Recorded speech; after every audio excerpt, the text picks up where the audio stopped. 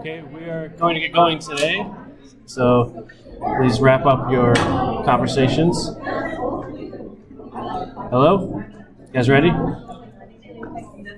Okay, thank you. Just one announcement before we start. So next Tuesday, February 1st, the next time that we were supposed to meet, that day I have important meetings with the National Science Foundation all day, so I'm not going to be here to teach, but somebody else will. One of my colleagues, Eric Bittner, who is another professor who's teaching this course this semester. So I encourage you to show up for that. To maintain continuity, I'll still post lecture notes and what I would have covered if I was here as a video. So you'll still have access to that to make sure it's perfectly in sync with everything else we've been doing. But there will be a substitute instructor here on Tuesday, and then that should be the first and only time that I'll have to miss class this semester. All right, so we're going to continue on then with what we ended with last time, which was the Bohr model. So if you'll recall, we talked about the Bohr model was sort of the first attempt at explaining the arrangement of electrons around the nucleus in an atom. It involves regular circular orbits that are defined by quantum numbers n. The higher the value of n, the farther away from the nucleus you get. And those circular orbits also correspond to energy levels. The lower energy levels being the ones that are close to the nucleus, getting higher and higher as you go further away, as you go to higher values of n. So we talked about that conceptually and qualitatively last time. So what we're going to start with today is a more quantitative mathematical description of the Bohr model. In particular, we're going to focus on the equations for energy levels. So there are equations for the circular orbits as well, the radius of those orbits, but that's not terribly important because, as we'll talk about, the physical reality of that is not quite right. But the energy level equations are still very much applicable and valid, and they're useful in certain situations. Okay, so the energy levels in an atom given by the Bohr model are as follows. So there's this constant out front, minus 2.18 times 10 to the minus 18 joules. That one I don't believe is on your periodic table, so you'll have to remember that one in the situations that you use it. And then that constant is modified by the parameter z squared over n squared. All right. So in this equation, z is the atomic number as we defined it before. So it's the number of protons in the nucleus. And n is what we defined before as the quantum number, that integer value 1, 2, 3, 4, and so on, that's related to the radius and now the energy of the orbit in this way. Okay, so so that's the full equation for the energy levels. Now what you'll notice if you've taken pre-calculus, which as you all should have, you probably learned about limits to some extent. So this equation approaches 0 as n approaches infinity. So again, n is a positive integer value. It starts at 1 and it can go all the way up to infinity in the limit. And so the energy values are negative numbers because we have a proton and electron attracting each other. And so anytime you have an attractive interaction between two oppositely charged particles, we conventionally call that energy of interaction negative in sign. And so it's always going to be a negative number, and it's going to approach 0 as the value of n gets higher and higher and higher. So basically when n equals infinity, that's the situation when the electron has been completely removed from the nucleus. It's now floating around in space, not attached to the atom anymore, and in that situation we say that the energy is 0. So that's kind of the convention we use for that. Now one thing I'll point out is that this equation includes an atomic number term, z squared, and it definitely needs to be there, but all the problems that we'll do in class and, as far as I know, on the homework assignments in the exams are going to be for hydrogen, where z is 1. So most of the time when I use this equation, I'm not going to explicitly include the z squared term because for hydrogen, z equals 1, so that effectively drops out, and it's just going to be negative 2.18 times 10 to the minus 18 joules over n squared for the energy level. So there is a z squared term, but it's not likely going to come up in any of the actual problems that you guys do. Now, the way that we're going to use this equation more often, though, is not in terms of absolute energy as I've given it here, but as a difference in energy or change in energy. All right, so again, this is going to be for hydrogen where I'm going to leave the z squared term out, but it does need to be there if you're talking about anything besides hydrogen. So the delta E, the difference between two energy levels, we're basically just taking this equation twice and subtracting it from each other. Because remember, delta means final minus initial. It's anytime you see that capital letter delta, that's what we're talking about. So delta E is final minus initial. And we're going to use this equation in the situation where an electron is moving between two different circular orbits in the hydrogen atom. So it's starting out at one value of n and moving to a different value of n. And that difference in energy, that change in energy, is important because it's related to the energy of the photon that's either absorbed or emitted during that process. So this is the way we're going to usually use it. We're going to write it in this way. So it's going to have that same constant out front, minus 2.18 times 10 to the minus 18 joules. But now it is going to have two different n values. Nf, which is the final value of n, that's where the electron ends up as after the transition, and Ni, which is the initial value of n, that's where the electron is starting before the transition. All right, so again, to label that, Nf is the final n value where the electron ends up after the transition. Uh-oh, don't do this again. And Ni is the initial n value, where it starts.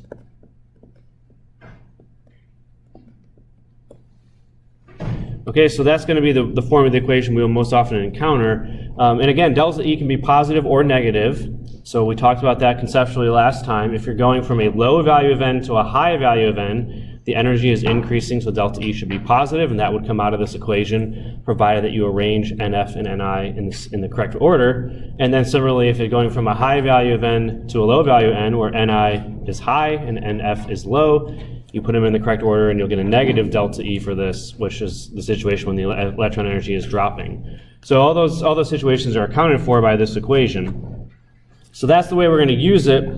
And then there's some other things that can come out of this that we're going to talk about. So one that's not terribly important right now, but does sort of help confirm that this equation is valid and quantitatively accurate, is we can use this equation to predict how much energy it takes to ionize a hydrogen atom. Now we're going to talk about ionization in a lot more detail in chapter 3, so we're not there yet. But ionization refers to the process of completely removing an electron from an atom. So that's where you separate the electron all the way from the nucleus. And so it's represented in this way. So hydrogen, starting out as a neutral hydrogen atom, you remove the electron to make H plus and a free electron. Okay, so that's what we mean by ionization. We'll come back to that much later. But the amount of energy it takes to remove that electron is specific for each atom on the periodic table. So how much energy it takes to do this, and that can be predicted by the Bohr equation. So if we want to calculate the energy that it takes to remove an electron completely, remember we said that this refers to the situation where the final value of n is equal to infinity. That means we're removing the electron completely.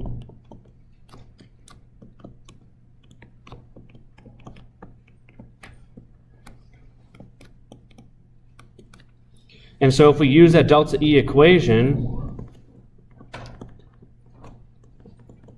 if we're starting in the hydrogen ground state, meaning the initial n value is 1, we're going to use this equation, Nf squared minus 1 over Ni squared. So if we want to calculate how much energy it takes to ionize hydrogen, to remove an electron completely, it's going to be, again, the final value of n is infinity. We're removing the electron completely, so n goes to infinity. And we're starting in the ground state, so n equals 1, if we're talking about the ionization of ground state hydrogen. And so that gives us that constant there. There should be a unit in there, joules. So this Bohr constant, as it is sometimes called, and that should be positive in this case if you do the signs right, which I didn't. So that's positive 2.18 times 10 to the minus 18 joules. So the magnitude of that number, that constant that goes in front of that equation, represents the ionization energy of hydrogen. And that is the correctly measured value as well. So this equation makes some predictions that are certainly found true in real measurements. That's not going to be so important for us, but just keep in mind that anytime we ask you about ionization in this context, it means that the final value of n is infinity. That's the situation when you're removing the electron completely. The way that we're going to use this most often, and in several example problems today, is when we talk about the wavelength or the frequency or whatever we want about the photon that's absorbed or emitted during the process.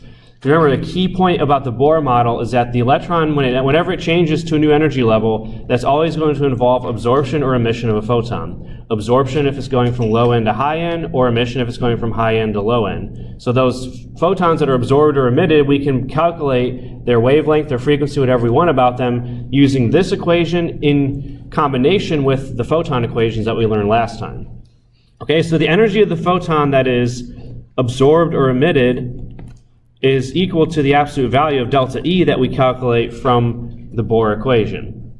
All right? And actually it turns out if we're calculating the energy of the photon, we just need the magnitude of delta E, we don't need the sign, so really it doesn't even matter if you mix up n final and n initial. If you're trying to get to the energy of the photon, that's always a positive number. There's no such thing as negative photon energy. And then so once we have that delta E, then remember that from those equations that we learned, this is going to equal either h times nu or hc over lambda. Okay, so when we calculate the energy of the photon, which is again just the absolute value of delta E from that equation, then we can calculate the wavelength or the frequency of that photon using the two equations we learned last time. All right, so usually when we do problems like this, as we'll see, you're going to use those two things in concert with each other. The Bohr equation to find delta E, and then one of the photon equations to find either wavelength or frequency if that's what we ask you to do. All right, and so just keep in mind, remember the concept we talked about last time, just to review it.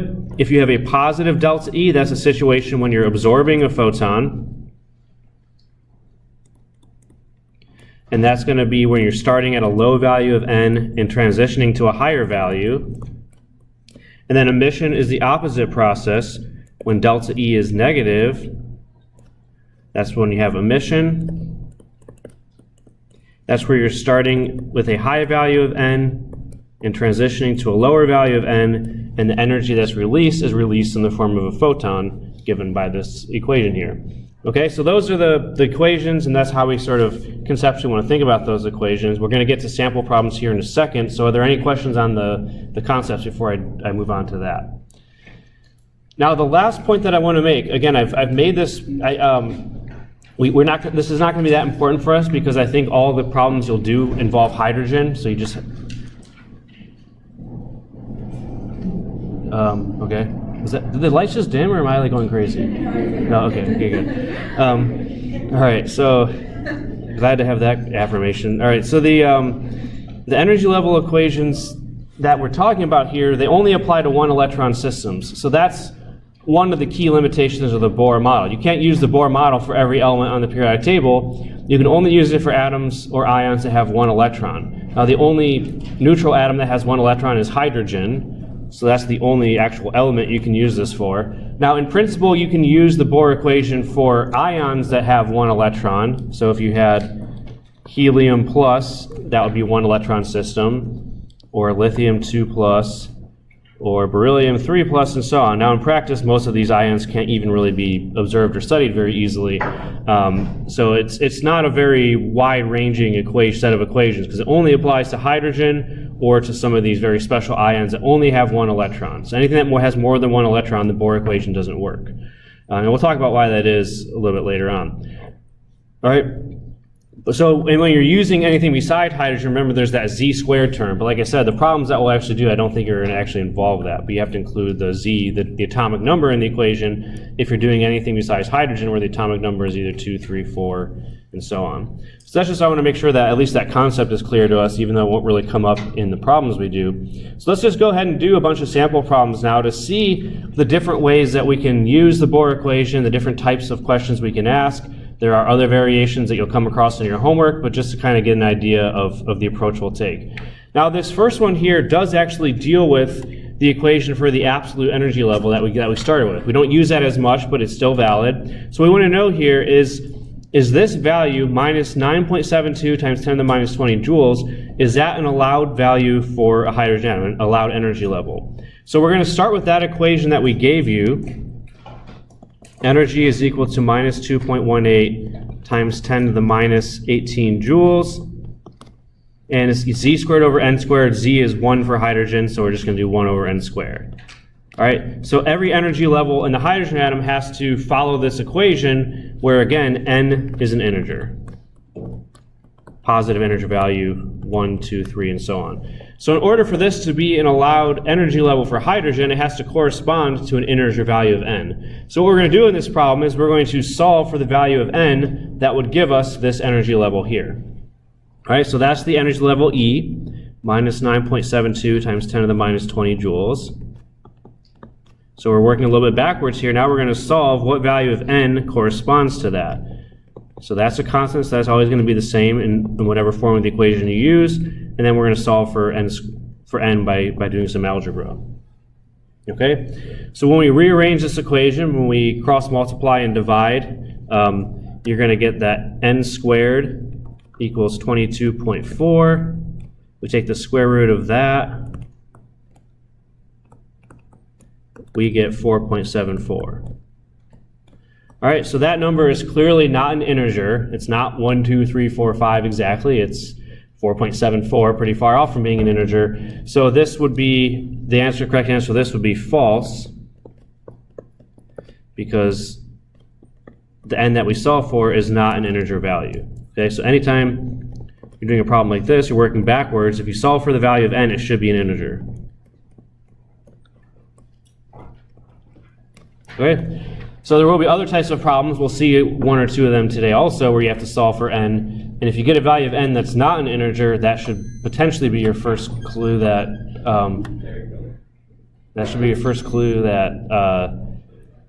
is there something? There's a light control here, but nothing seems to be going on with that. All right. Well, I just hope we get through the class without any huge failures of electricity. Now there's a beeping noise. Is that? Gosh, this room is just gonna. All right, this room will be the end of me. All right, so we get n equals 4.74, not an integer value, so that means that this could not be an allowed energy value for hydrogen. All right, let's go on to some other types of problems. So this is a pretty standard type of Bohr equation problem. So we want to determine the energy and wavelength of light that's emitted when hydrogen relaxes from the second orbit to the ground state. Now, I don't know what is beeping now. Is it this thing? Now the lights are going again? Oh.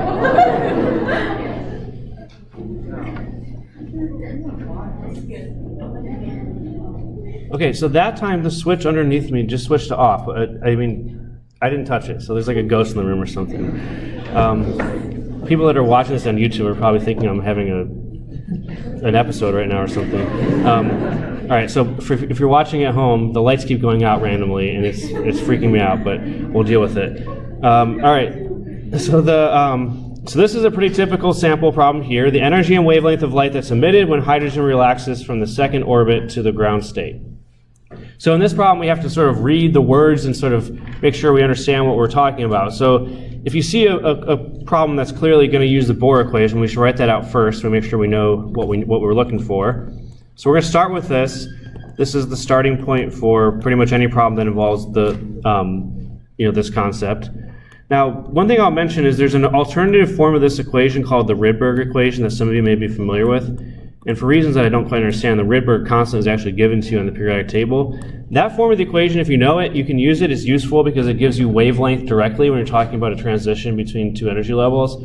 But the delta E form is more versatile because pretty much any problem that you do involving the Bohr model, you can start with this equation and get where you're going by combining this with one of the equations for a photon. So this is a more general way of doing this. That's how I'll always approach it. So don't be confused if you're already familiar with the Rydberg model or the Rydberg equation. If you're not, then don't worry about it because you can just follow the way that I do it and it should always work. All right, so here we're looking for, first, we need to start with delta E. That's going to be the first thing we calculate. And we're saying we're going from the second orbit.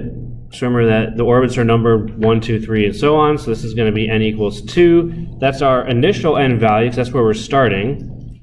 We're going from there to the ground state.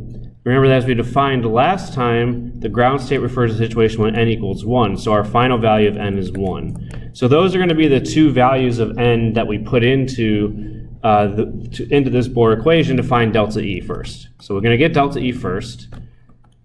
It's never a bad place to start when you're doing problems that involve the Bohr equation.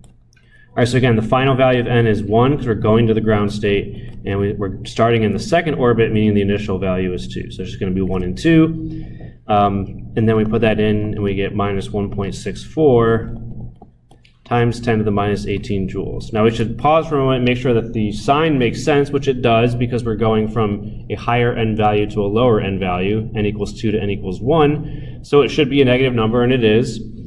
And then from there, what we're looking for, though, is the energy and wavelength of the photon, of the light that's emitted. So remember that the energy of the photon is always a positive number, and it's given as the absolute value of delta E.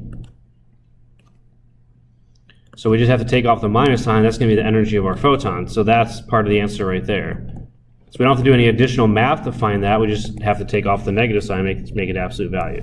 So that's the energy of the photon. And then from there, and this is again the typical thing you'll have to do on problems like this, we're going to ask you to calculate the wavelength of the photon that is produced. And so for that, we're going to rearrange the one equation that we have and solve for lambda, which is hc divided by the energy of the photon. Okay, energy is hc over lambda for a photon. We just rearrange that to solve for lambda. So we're going to put in the constants h, which is 626.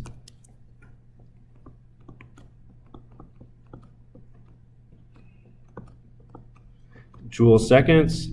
C is 3 times 10 to the 8th meters per second. And the energy of the photon that we just found is 1.64 times 10 to the minus 18 joules. Okay, so when we solve for lambda, joules cancel, seconds cancel. It's going to give us a wavelength in meters, which is 1.21 times 10 to the minus 7 meters. I didn't specify the units in this problem, but typically we would ask for it in nanometers. So we multiply by 10 to the 9th and get 121 nanometers. Okay. So we introduced at the end of last time how, in the spectrum of hydrogen, those wavelengths that you get when you cite hydrogen atoms, you saw 3 visible lines that all correspond to transitions to n equals 2. And someone asked, well, what about n equals 1? Well, you can transition to n equals 1, but as we see here, even the smallest transition, n equals 2 down to n equals 1, produces a photon that's in the ultraviolet region. So that can happen, but you won't see that because it's in the UV region outside of where your eyes can see. So remember, the visible light starts at 400 nanometers. This is below that. But this would be the correct answer, and this would be an ultraviolet photon that's produced when a hydrogen atom relaxes from n equals 2 to n equals 1. All right, so any questions on that approach? That's a very standard one that you'll see most likely more than once on the homework. All right, but there are some other variations that I want to go through, so let's keep going through it. All right, so now we have one very similar in some sense, but it's just a little bit different in this case. So hydrogen undergoes a transition from n equals 3 to n equals 5. So one difference this time is that we're going from low n to high n. And we want to know, is the photon emitted or absorbed during the process, and what is its frequency? So there's 2 questions to answer here. The first, is it emitted or absorbed? That one we can do without doing any math, because remember that we're going from, in this case, low n to high n. We're starting at 3, going to 5. That means the energy is increasing for the electron. In order for that to happen, it has to absorb the energy from a photon. So that means, in this case, we know the photon is absorbed. So the first part of that we can answer without any work. All right?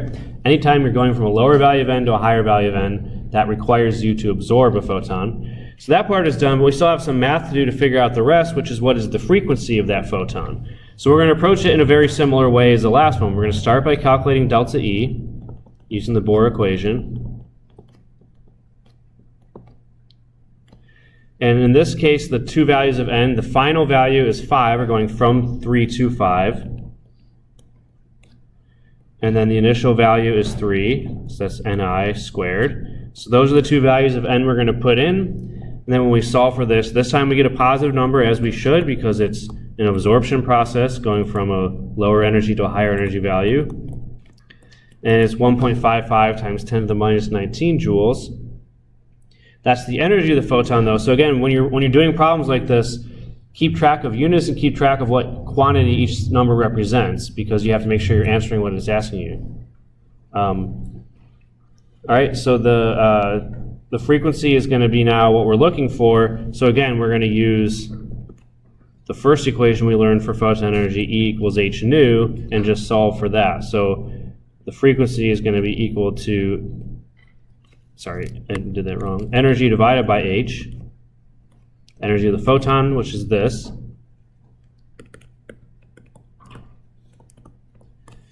All right, and so we're just going to plug that number in. So 1.55 times 10 to the minus 19 joules, that's the energy of the photon that's absorbed to cause that transition. and we just divide that by h to get it to frequency.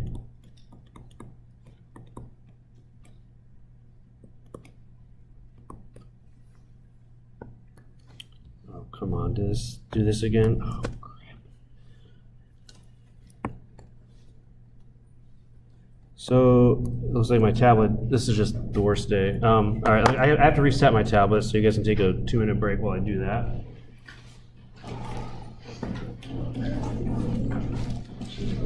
Sorry for people watching, then in addition to the issues with the room, my tablet won't communicate anymore.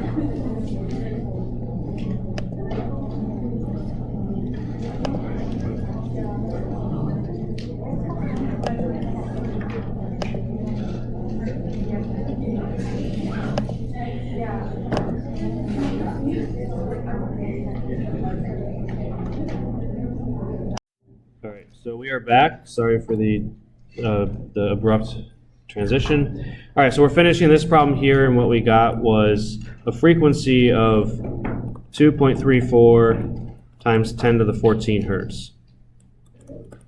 And again, that's a photon that is absorbed because this is a transition from low end to high end. All right, so that finishes off that problem. Again, just once we get the energy of the photon, using the appropriate equation to find the wavelength or frequency. Let me get my pointer back up too. All right, so let's move on then. I think we have at least one more sample problem. Yeah, just two more. This is the last one that involves math. All right, so a lot of these transitions in hydrogen atoms are named after different scientists who study them. So the Photon series, we don't need to know these terminology, but just introducing it here.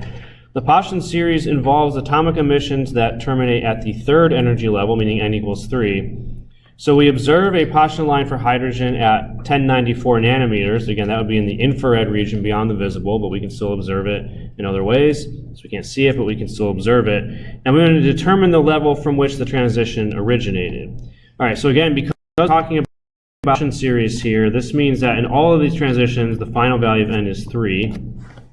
And because it's atomic emission, we're starting at a higher value of n and terminating or going to n equals 3.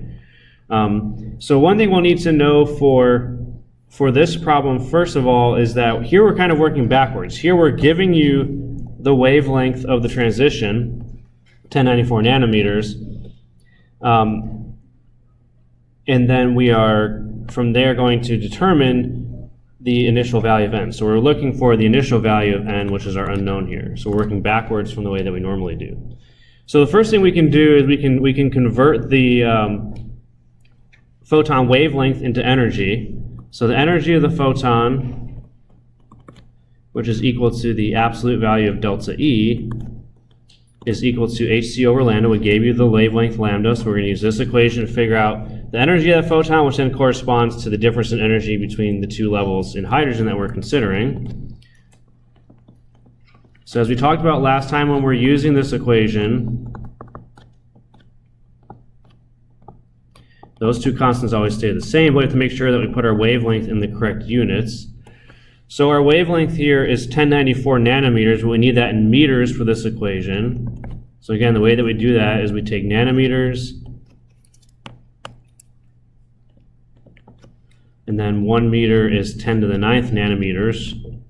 Either divide by 10 to the 9th or multiply by 10 to the minus 9. Either way, it gives you the same number, which should be 1.094 times 10 to the minus 6 meters. So that's the number we're going to put up here for lambda in the correct units. It's the number we gave you, but it's in the correct units now. And so what we get is the energy of our photon is 1.817 times 10 to the minus 19 joules. Okay, so that's the energy of the photon that is emitted during this process. And because this is emission, because we're talking about, again, this is a series that involves atomic emissions, that means delta E has to be a negative number. We're going from high end to low end, and that means our delta E then is just going to be the negative of the photon energy. That's important for this one because when we put that into the Bohr equation, we need to make sure that the sign for delta E is correct, or else we're going to get the wrong value of n out. So now we can plug this into the Bohr equation, that delta E equation that we've talked about today. So this delta E minus 1.817 times 10 to the minus 19 joules is equal to the Bohr constant, which is minus 2.18 times 10 to the minus 18 joules, and then 1 over the final value of n. We're talking about, again, a situation here where nf is equal to 3, and we're going to solve for the initial value of n, which is our unknown. All right, now the algebra here is not trivial, and so I'm not going to go through all the steps. So I'm going to put this into my magic algebra machine, which obviously you don't have, so you'll have to make sure you can work this out yourself.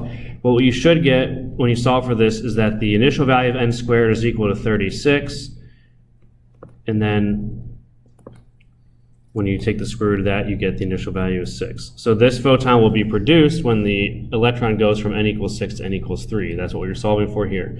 So you do have to work backwards sometimes and solve for n values. So again, make sure you're reading the problem closely and understanding what it's asking for. When you do problems like this, as I said, you should get an integer value of n. If you don't, that probably means you messed up. But if you get something like 5.989 or something like that, it's really close to an integer, then don't think that you necessarily messed up. It's probably just a rounding issue, right? So if it's really close to a whole number, you're fine. If you got something like 5.3 or 5.8 or something like that, that's probably a little bit too far off to think that maybe you probably made a mistake. So again, you should get an integer value, and but sometimes with rounding, you'll be just maybe a little bit off from a whole number. But as long as it's within a small value of a whole number, you're good to go. Okay, so any questions on using those equations? Yep. Starting backtracking a little bit on that last problem, how did we get Hertz as the unit? Hertz is the unit. So it's actually, I guess my tablet I wrote when I was writing this. That should be joule seconds is the units for H. So joules cancels out, and you get your units is going to be inverse seconds, which is the same as Hertz. So it's always, so if you use the standard form of the equation and the standard forms of the constants, you'll always get Hertz for frequency whenever you're solving for it. All right, anything else? Yeah. So the one that you just did, how did you know that it was an emission? Like, how did you go from a positive 1.17 to negative? All right, so if you read, the first sentence, the problem says that it involves atomic emissions. So we're telling you directly in this case that it is an emission that we're interested in. And anytime you're emitting a photon, that requires delta E to be negative, because that's when you're going from a higher value to a lower value of n. So again, when you read this problem, that's important for making sure we use the correct sign for delta E, and that also means that our initial value of n should be larger than 3. If we don't get something larger than 3, that's another sign that we probably messed something up in the algebra or in the signs of the number that we're using. Okay, anything else? All right, the last one here is another example problem, but this one doesn't require us to do math. You could do math. You could do the Bohr equation twice and just compare the numbers that you get, but there's a much faster way to do it. So we're looking for which requires a higher energy photon, moving from n equals 1 to n equals 3 in a hydrogen atom, or moving from n equals 2 to n equals 4 in a hydrogen atom. So we could, again, use that same equation twice, n initial 1, n equals, n to 1, n equals 3, n equals 2, n equals 4, compare the numbers. But remember what we talked about last time is that the energy levels for the hydrogen atom get closer and closer together as you go to higher and higher values. So if we have n equal, this is not perfectly quantitative, but it's going to look something like this. So they get closer and closer together. So one of the transitions is n equals 1 to n equals 3. We're going over 2 energy levels for that transition. The other transition is n equals 2 to n equals 4. We're also going over 2 energy levels in that transition, but it's higher up on the scale. So again, as we go higher and up, the energy levels get closer and closer together. So we can conclude without doing any math that we're looking for the higher energy photon. So this one is going to be higher, n equals 1 to n equals 3, than the other one, n equals 2 to n equals 4. So the correct answer for this would be A without doing any math. You can put the numbers in and prove to yourself that that's true. But again, we're jumping 2 energy levels in this case, in both cases, 1 to 3, 2 to 4. 2 to 4 is going to be closer together than 1 to 3 because the energy levels smush closer and closer together as you go higher and higher up. So that's how we can handle that one, again, without doing any computation. All right, so that's a series of problems with the Bohr model and the equations that come out of that. And so you're going to have problems like that on the homework assignment and the exam, so definitely practice up on those. But what we're going to move into now for the second half of today's lecture is going to be the issues that the Bohr model has, and what really is the more sophisticated and correct way to understand electrons in atoms. And we're going to cover that both today and next time. It's a fairly involved topic. But the reality is that the Bohr model just doesn't quite work. So the first problem with the Bohr model, which we've already mentioned, is that it doesn't work for multi-electron atoms. So if you try to use the Bohr model for anything that has more than one electron, I should say, the Bohr model fails to work. It fails to predict the energy levels, right? So for hydrogen, it works great. The equations for hydrogen are perfectly valid. They match the experiments that have been done to measure those transitions, the wavelengths of the transitions, the energy levels, all those things. It works great for hydrogen, but anything more complicated than hydrogen, it breaks down. So the first thing that people tried to fix this, again, anytime the model or the theory doesn't match what you observe, that means there's a problem with it and you have to refine it in some way. So the first thing they tried was just, well, let's say instead of circular orbits, we have elliptical orbits. So instead of going in perfect circles, let's say the electron is going in an ellipse, which is like an oval-shaped orbit. So people adapted the model for that. The math is more complicated, but they were able to do it. But the problem is that didn't work either. So I sort of set this up as a great idea, but they tried it and it didn't work either. So adapting the model to include elliptical orbits instead of circular. Remember, the Bohr model assumes perfectly circular orbits. That doesn't improve anything. All right, so that wasn't the problem.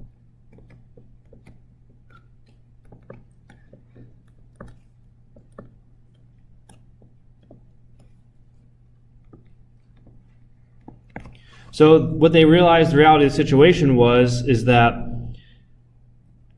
the Bohr model only predicts energy levels for one electron systems, so it's very limited in that way. So for anything else, if you want to predict the energy levels of the electrons, you have there has to be a more complicated model to use.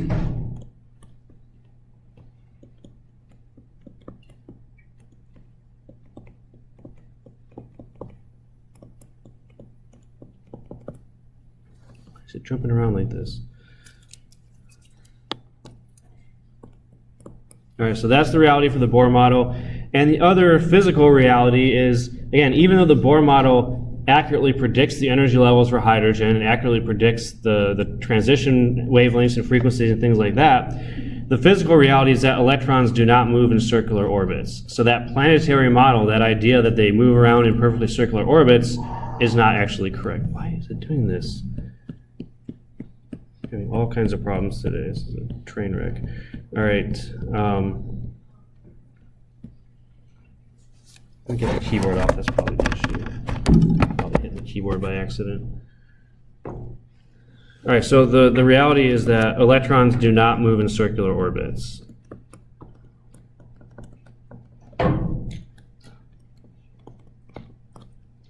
So that physical picture of that the Bohr model presented was not accurate either. All right, so then what that means is you need a more complicated model to explain things, and the model that works in the model that we still use today, although it is excessively complicated, so we still have to simplify it a lot in most real situations, is what's called the Schrödinger equation. Okay, so here's what it looks like. We're not going to go through the math in detail because it's very high level. It requires you to have a pretty strong background in calculus and differential equations and things like that. Some of you will get there eventually, but you're likely not all there now. And so this is what it looks like. Now, you look at this equation, you're like, oh, that looks pretty simple. H equals E, done. But H is not, in this case, the H with a little hat above it, that's not a quantity or a value. That's what's called an operator. So if we define the Schrödinger equation, H here with a little caret above it is what's called a Hamiltonian. And again, it's excessively complicated mathematically, so we're going to just give a very basic definition of it. But a Hamiltonian is a series of mathematical operations. So it's not a number or a value. It's a series of mathematical operations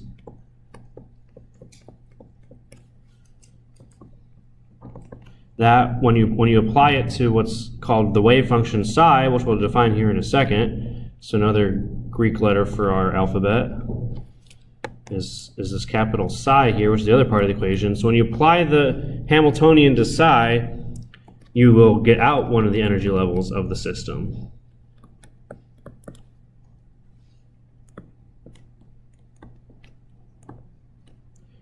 And for those of you who have a really advanced math background, those allowed energy states are what are called eigenvalues of the system. But again, that's not important for us. So that's the Hamiltonian, and the important part of this for us, which we're going to talk about, again, not in gory detail, but what it really means physically in a chemistry context, is this wave function psi. Looks kind of like a pitchfork. All right, so the wave function is an equation that describes an electron in an atom, and it describes an electron as a standing wave. All right, so we introduced last time the idea that of wave-particle duality, that all waves have particle-like property and all particles have wave-like property. And this wave function psi describes an electron as a standing wave around the nucleus. Okay, so again, it's a wave equation. It requires us to do that to be able to accurately describe how an electron behaves. And it can be parameterized in different ways, but we'll sort of think of it in terms of x, y, and z coordinates. Often they would also use polar coordinates, which is a sort of a radial, and we'll talk about that a little bit too, but it's either x, y, z or polar coordinates. It describes the electron in space. And what we have to understand about this is that it does not tell us the electron's exact position. We can't say at any given time with any given certainty where the electron is exactly. All right? It's a probabilistic sort of approach to the electrons around a nucleus. So you can't say exactly where it is. You can't say that it's moving in a circle, or you can't say it's here at this time and there at that time. It describes the probability of finding an electron at a certain place, which we'll talk about more today. And the key thing also is that each energy level in the atom has an associated wave function psi. All right, so the way it's typically done is you don't get one wave function psi that describes the whole atom. You get one wave function for each energy level in that atom. And so that's what psi represents. It tells you something about the probability of finding the electron in a certain region around the nucleus, and it also, as we'll see, is related to the energy of that electron around the nucleus. Now, another sort of concept that goes along with the Schrodinger equation and sort of helps us understand why we need sort of a wave equation to describe electrons as opposed to just like regular orbits like the Bohr model tried to do is what's called the Heisenberg uncertainty principle. So if any of you watched Breaking Bad, you're familiar with the name Heisenberg. He was a famous scientist back in the day who came up with this. And the equation that's associated with this can be written in a few different ways, but I'll introduce it in this way. We're not going to do any problems that involve this equation, but it's helpful to write it out to understand the concept here. So delta x times delta mv is greater than or equal to h over 4 pi. So h is defined the same way. It's Planck's constant, as we talked about. And delta x is the uncertainty in position.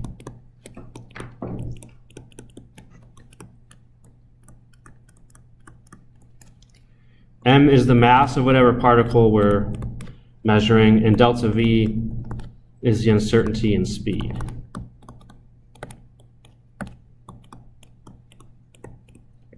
So what this concept sort of tells us is that it is impossible to simultaneously know the position and momentum or speed of a particle. So if you're trying to, quantify the location of a particle in space, the Heisenberg uncertainty principle says that it's not possible to simultaneously know both of those at the same time.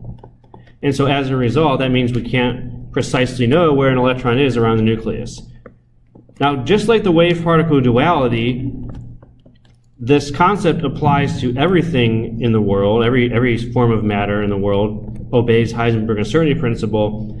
It's just the situations where it's important depend on the scale that you're talking about. So I'm going to give you an illustrative example here in a minute. But again, going back to what I said last time when we were talking about the de Broglie wavelength, if I were to throw a baseball to the back of the room, we could use pretty straightforward physics concepts. If we know the velocity, the trajectory, the drag, all that stuff, we could predict at any given time where that baseball is going to be before it hits the back wall, or hopefully not somebody's face.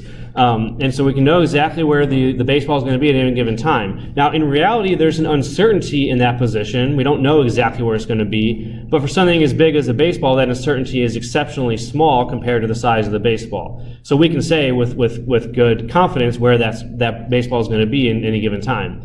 But when you go to really small particles like electrons, the uncertainty in position, where we think it could be and how uncertain we are about that, that value becomes large relative to the size of the atom or the size of the region in space where that electron is residing. So this uncertainty principle, just like the Broglie wavelength, it doesn't really matter unless we're talking about very tiny things, but as we talked about, electrons and atoms are very tiny, so it comes into play when we're trying to describe the behavior of electrons and atoms.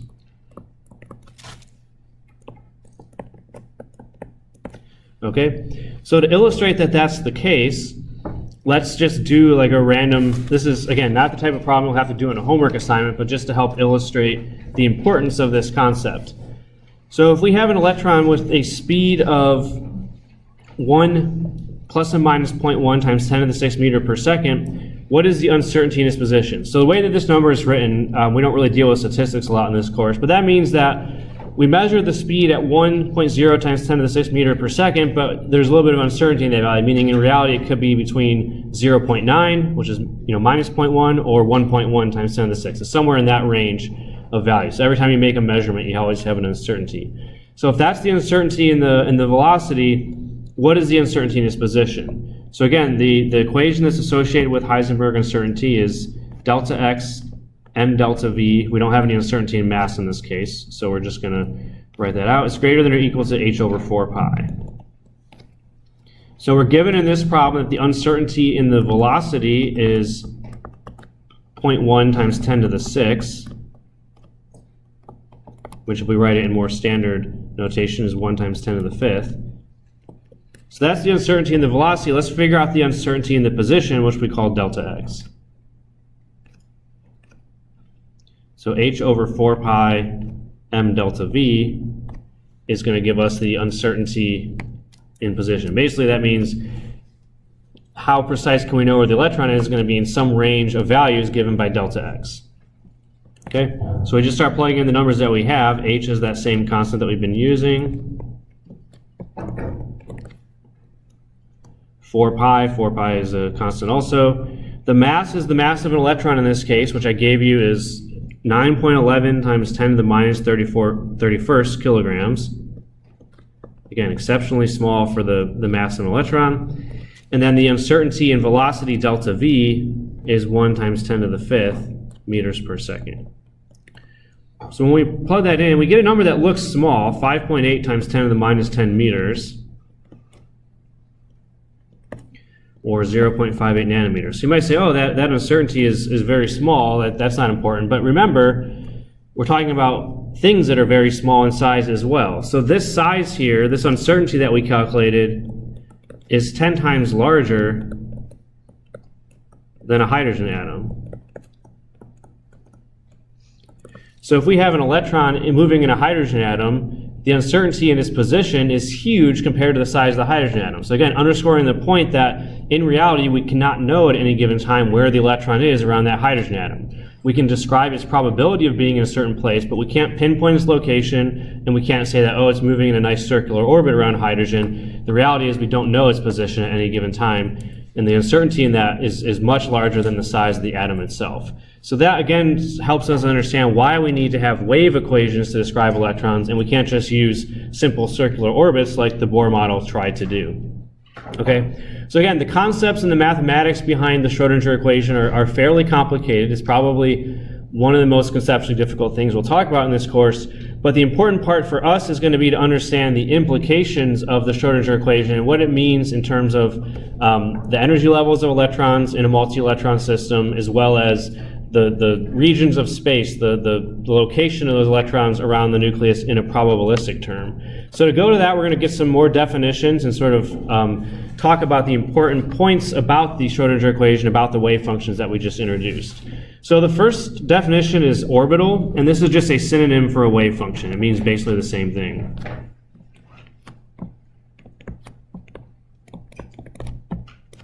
But the word orbital is used more commonly in the context of atoms and molecules. We'll say that the electron is located in this orbital, which means that it has this sort of, that means associated with a certain wave function.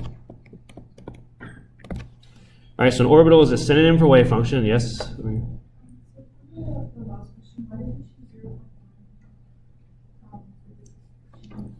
I just gave that to you as what the uncertainty was. So imagine this was some experiment we did, and we're measuring the velocity.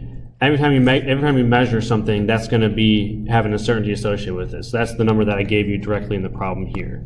So you have to do an experiment to figure that out. That's something we'd have to give you. Again, we're not going to do problems like this, but that comes from the uncertainty in the velocity. Once you know the uncertainty in velocity, you can calculate the uncertainty in position. And the whole point of this was to show you that uncertainty in position is huge compared to the size of an atom. That's really the whole point of that problem. All right, so going back to this, an orbital is a synonym for a wave function. And by defining orbitals for atoms, it allows us to determine the probability of finding an electron in a given position around the nucleus. So again, we can't say with any certainty, but we can define probabilities of finding the electron once we know what an orbital looks like and some of the sort of mathematical properties of it. Probability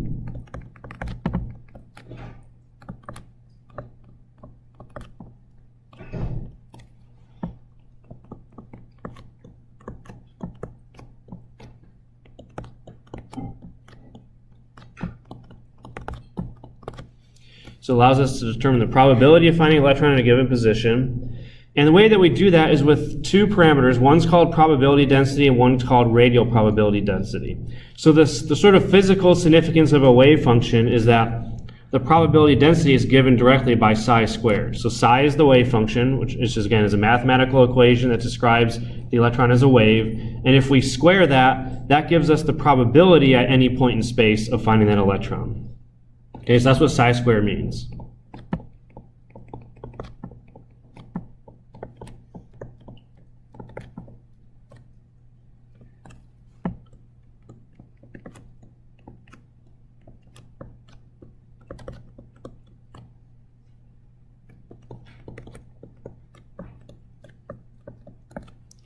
All right, so what this means sort of mathematically, I suppose, is you put the nucleus at the origin of an x, y, and z coordinate system.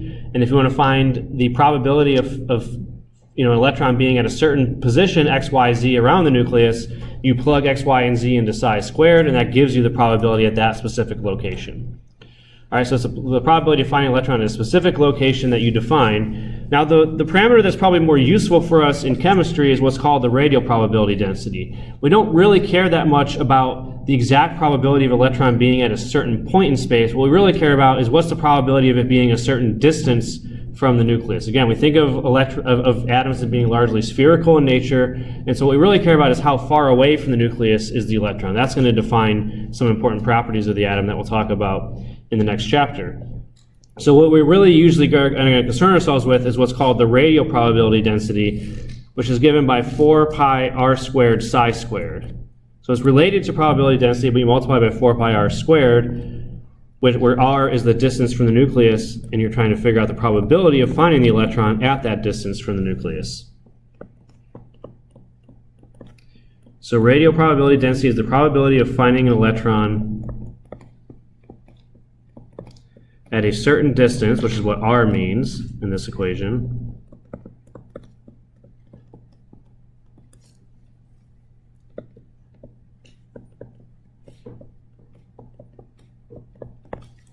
All right, so that's what we call the radial probability density. Again, we're not going to do this numerically, but we're just going to try to understand it qualitatively in terms of what it means about the arrangement of electrons around the nucleus. So let's talk about those probability functions for the ground state hydrogen atom. So the simplest case we can imagine, where you have a single electron, one proton in the nucleus. Let's look qualitatively at what those functions look like. So we're going to plot here on the two plots. The first one we're going to do is psi squared. In case that's a little bit small for you, this y-axis here is psi squared, which is the probability density. And we're going to see what that looks like for the hydrogen atom. Okay? And so what it looks like is a sort of continuously decreasing function, which is hard for me to draw, and this scale is too tall. I should have done it better. But anyway, it sort of continually decreases, but never quite gets to 0. Okay? So psi squared decreases with radius.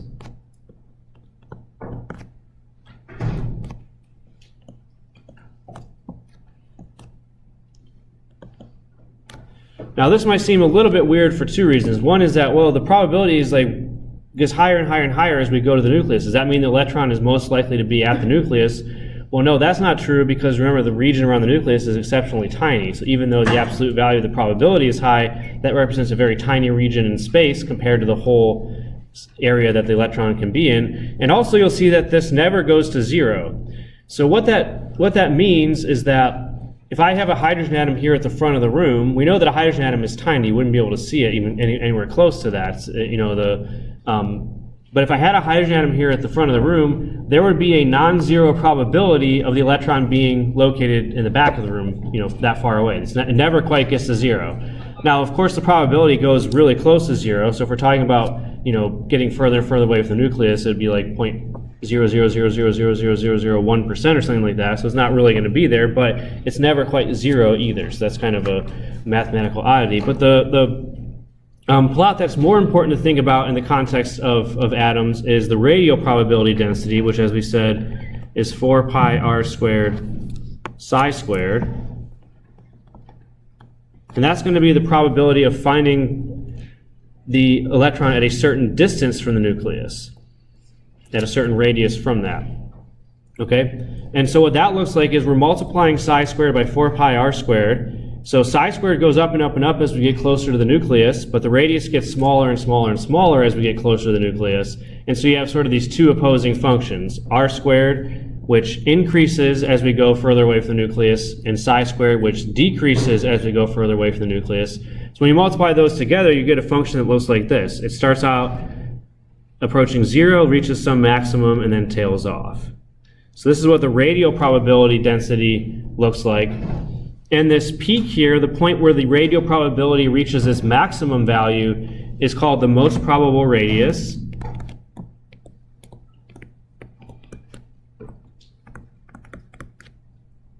Which for hydrogen is 0.529 angstroms. Angstroms is 10 to the minus 10 meters, so it's smaller than nanometers. All right, so for the ground state hydrogen atom, that's the most probable radius.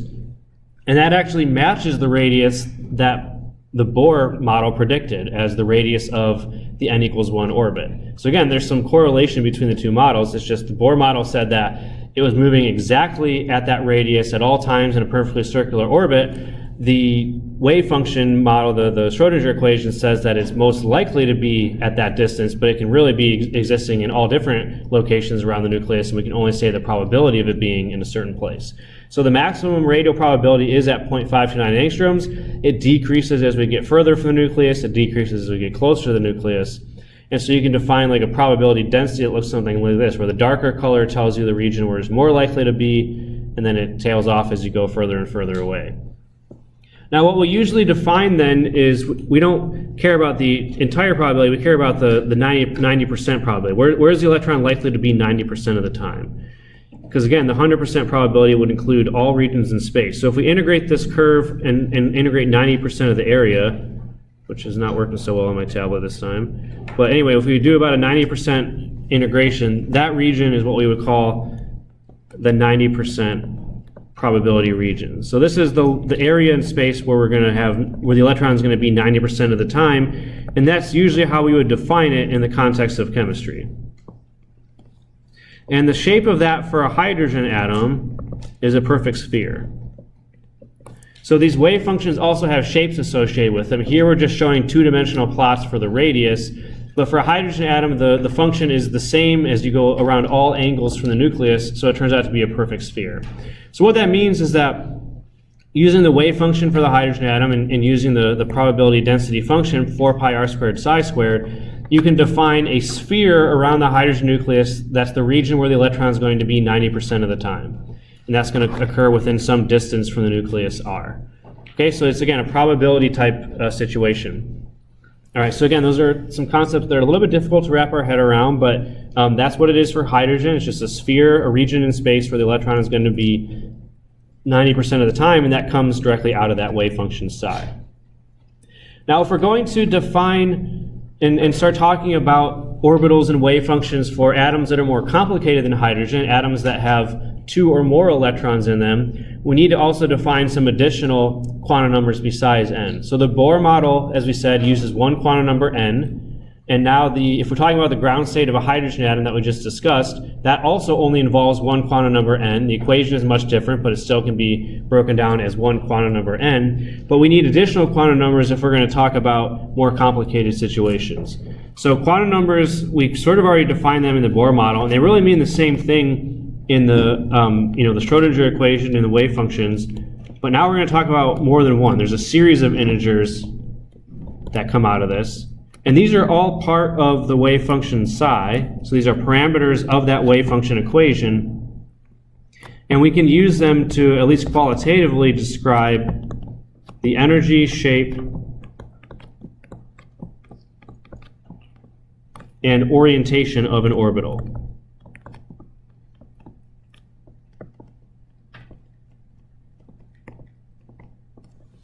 So for hydrogen, as we said, the energy is determined only by the first quantum number n. That's still true from the Bohr model. The shape of the orbital is a sphere. And the orientation we don't really have to define because it's a sphere. There's no different orientations you can have for a sphere. It's symmetrically oriented. But for other types of orbitals, other types of wave functions that are involved in multi-electron atoms, we need to define additional quantum numbers to help us understand how those relate to the energy, shape, and orientation of those orbitals. So there's going to be 3 quantum numbers that are used to describe an orbital. They're abbreviated as n, l, and m sub l. And n basically has the same definition as we talked about for the Bohr model. It's an integer value, 1, 2, 3, 4, and so on.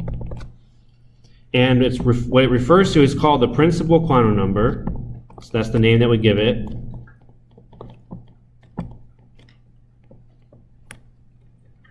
And it's related to the energy and the size of the orbital. So again, the region of space that defines the 90% probability of finding an electron, how big that region of space is depends on the principal quantum number n.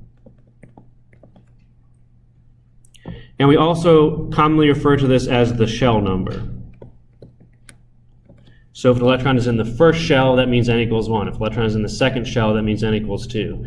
And again, it's related to the energy and size, just like it is for the Bohr model. So if the n value gets larger, that tends to represent orbitals that are higher and higher in energy. If the n value gets larger, that tends to represent orbitals where the probability of finding the electron gets further and further away from the nucleus. So it relates directly to the energy and the size of that orbital. Now the ones that we haven't seen at all yet, and we need to start introducing, but in more detail next time, are L and M sub L. So the values of L are determined by what value of n you have. So depending on what shell you're in, which value of n you're in, that's going to determine the allowed values of L. So the largest value of L is n minus 1, and the smallest value of L is always 0. So L ranges between 0 to n minus 1, all integer values.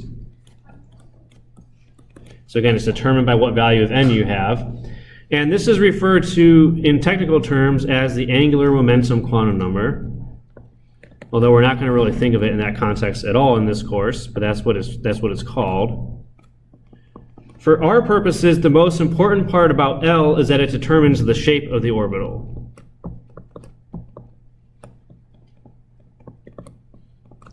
So as we'll see, for the hydrogen ground state, L equals 0, and that means the orbital is spherical. But if L is something else, if L is 1, 2, 3, and so on, the shape of the orbital can get more and more complicated. It's not just going to be a sphere anymore. So the value of L correlates with what the shape of that orbital is. And it also contributes to the energy of the electron, but only when you have more than one electron. So this is a key point to make now. In one-electron systems, as we learned for the Bohr model, and which is still true even with this more complicated model, the energy is exclusively determined by n. Whatever the value of n is determines your energy. For atoms that have more than one electron, n and L together determine the energy of the electron. So it's a function of both of those in that case. And then the last one is m sub L, and the value of m sub L is determined by the value of L that you have. So it's going to go all the way up to L, and it can be negative as well and go all the way down to minus L, and it includes 0.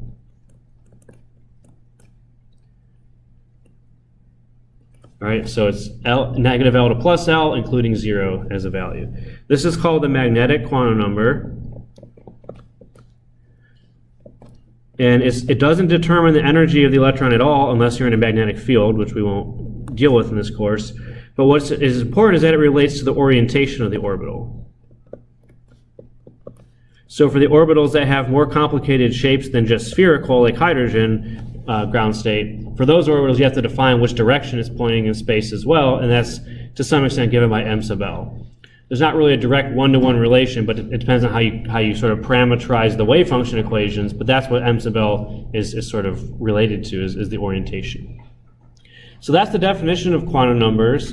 And so now we can just talk about relationships between them and some simple example problems dealing with those relationships. So the second concept we want to introduce is what's called a sublevel or a subshell. So you'll see those both used interchangeably. So a shell is defined by the value of n that you're in. So first shell is n equals 1, second shell n equals 2. And then a subshell or sublevel is when you have a pair of n and l values together. So when you define n and l, that defines a subshell or sublevel. So it's referred to as a sublevel. And the way that we usually describe the values of L is not in the numerical sense, but as a letter. So the values of L that we can have are 0, 1, 2, 3, 4, and so on. And which values of L you can have are determined by the value of n. It's n minus 1 is the maximum value of L you can have. But we don't usually use the numerical values of L. We use letter designations to describe the type of orbital. Remember, L tells you the type of orbital or the shape of the orbital that you have, and we usually use letters to describe those. So when L equals 0, you have what's called an s orbital. When L equals 1, you have a p orbital. L equals 2 is a d orbital.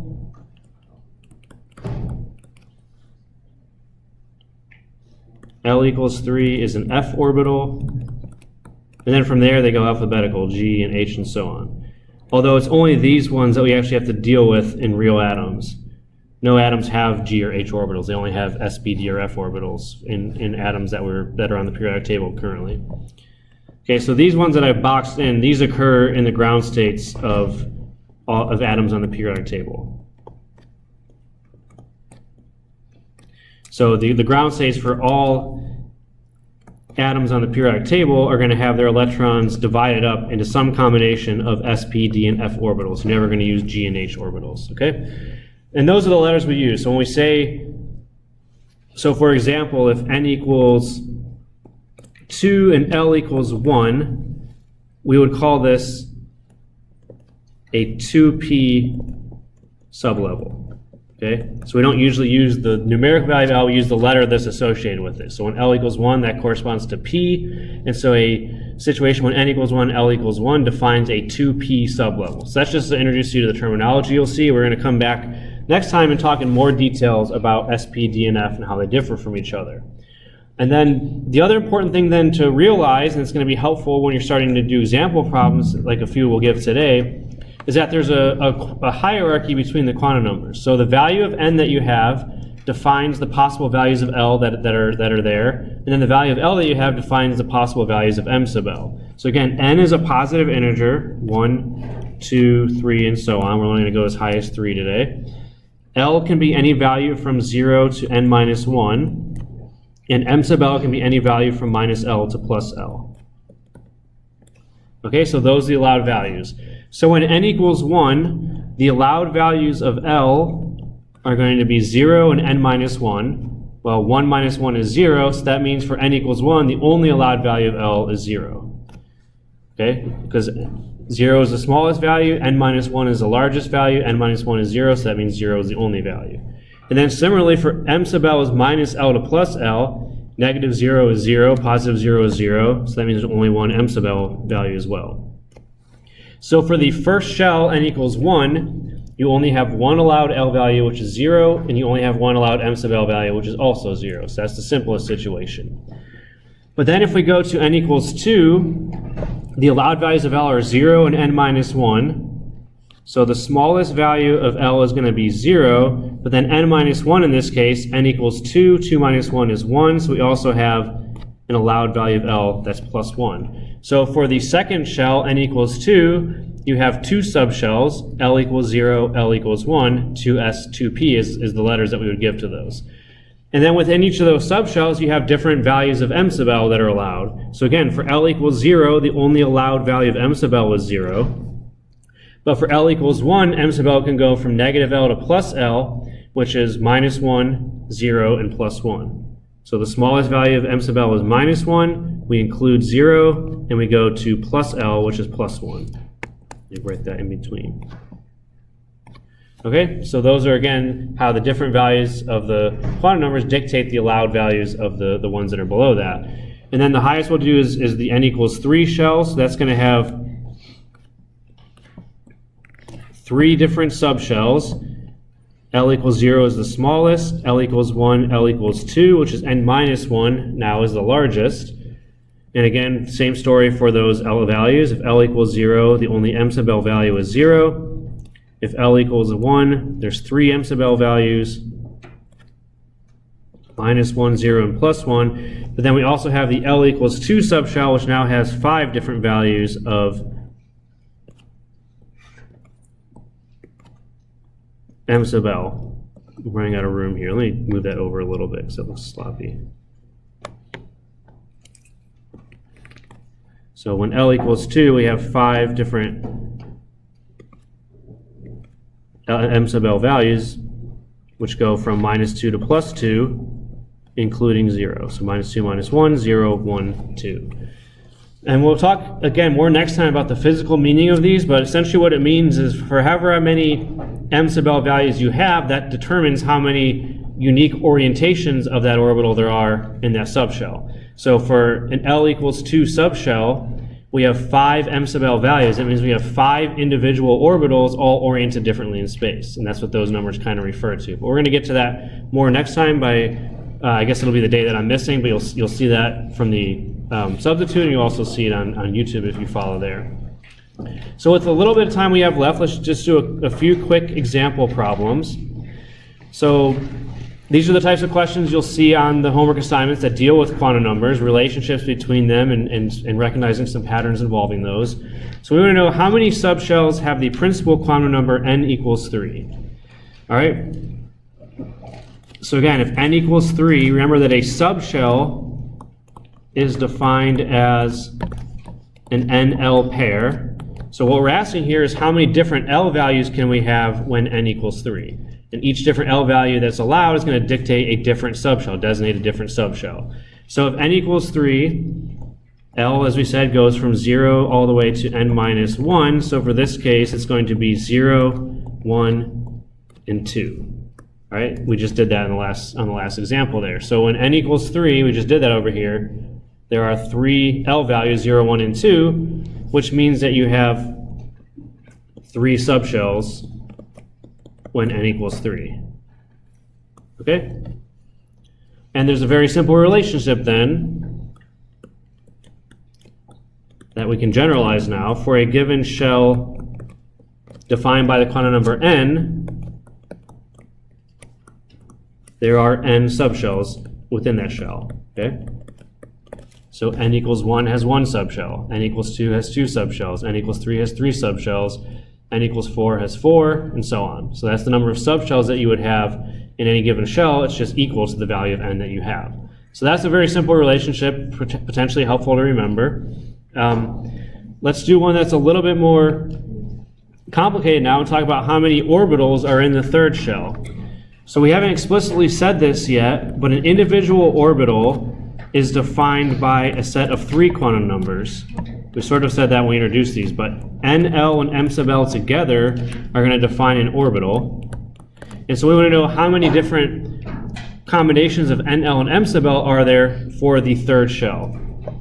All right, and so if we go to the n equals 3 over here, we see that we have 1, 2, 3, 4, 5, 6, 7, 8, 9. 9 different orbitals. And so again, there's some simple relationships that come out of this. So for a given n, the number of orbitals in that shell is equal to n squared. So you could just write out all the possible combinations of n, L, and m sub L that you can get. But again, in some cases that'll take a while. Even for this one, you'd have 9 different possibilities to come up with. Make sure you don't miss any. But if you remember this simple relationship, if you have a given n value, there's going to be n squared orbitals in that shell. And then for a given L value, which defines a subshell, the number of orbitals in that subshell is given as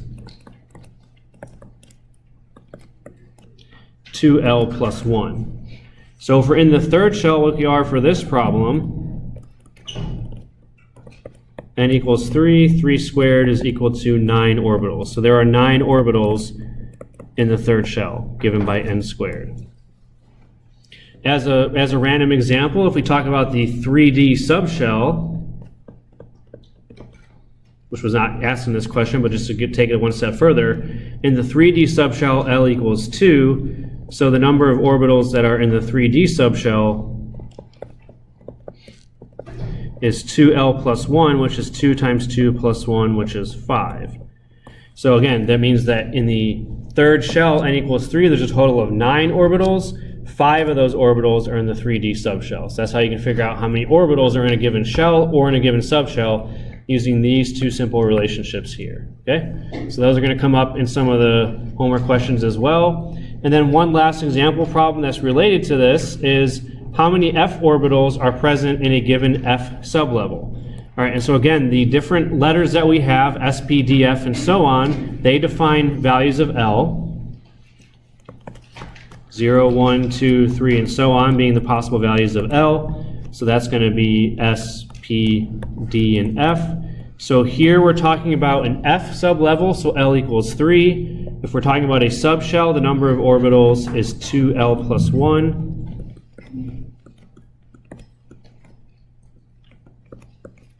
So 2 times 3 plus 1 is equal to 7. So for any F sublevel, whether it's 4F, 5F, 6F, 7F, and so on, any F sublevel will have 7 orbitals in it, given as 2L plus 1. All right, so learn those relationships, learn how to use them. Next week, we're going to talk about the shapes of orbitals and how to determine how many electrons are in each orbital when we start defining the ground states of multi-electron atoms. All right, if you have any last questions, come up and see me afterwards. And if not, I'll see you guys a week from today, since I won't be here Tuesday, as I mentioned. Right here, this is a 7, right? Like sometimes Greater than. Oh, greater. Yeah, sometimes it can be kind of hard to distinguish since your handwriting, like some symbols look similar. Yeah, I know. Yeah. Let me stop the video real quick. Okay.